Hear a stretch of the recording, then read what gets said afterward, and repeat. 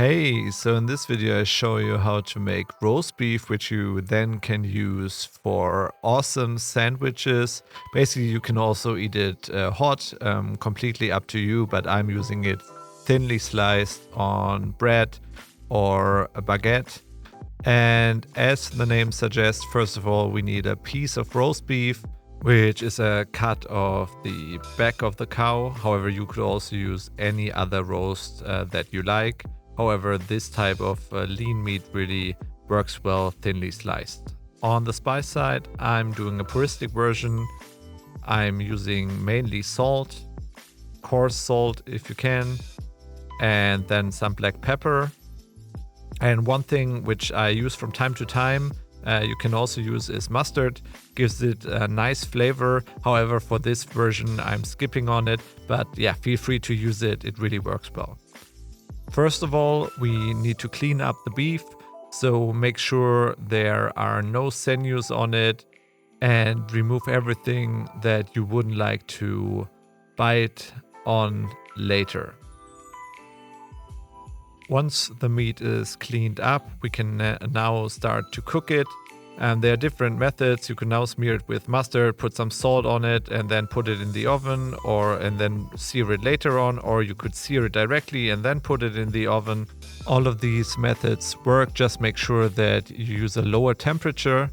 And I also borrow something from, I would say, ham making, and I dry brine the meat overnight for 24 hours. To do that, it's pretty easy. Just get a wire rack, something where the meat can rest on, and then put coarse salt from all the sides. Make sure it's evenly coated. Don't be afraid, there cannot be too much salt actually. Then put it on a wire rack and make sure that you have something below, and then put it into the fridge for roughly 24 hours. As you can see, after 24 hours, the texture and also color has changed, and you see the drippings. That's why you need to place something below.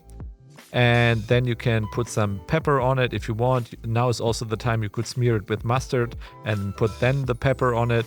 And now it's time to put it in an oven, roughly 80 degrees Celsius, which is 176 degrees Fahrenheit. And the main idea is to cook it to a core temperature of 55 degrees Celsius, 131 F, which should take roughly 3 hours. Or you could even go down with the temperature, cook it even more like sous vide at 55 degrees Celsius. Then of course it will take longer.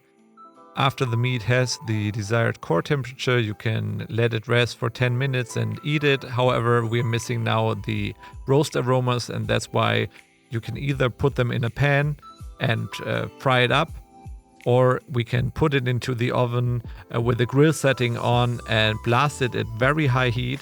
Just make sure that you do not do this too long, because otherwise it will dry out and will get the gray ring at the outside of the meat. So yeah, just make sure. As you can see here now, when I cut it open, because of the filming, I had it in there too long.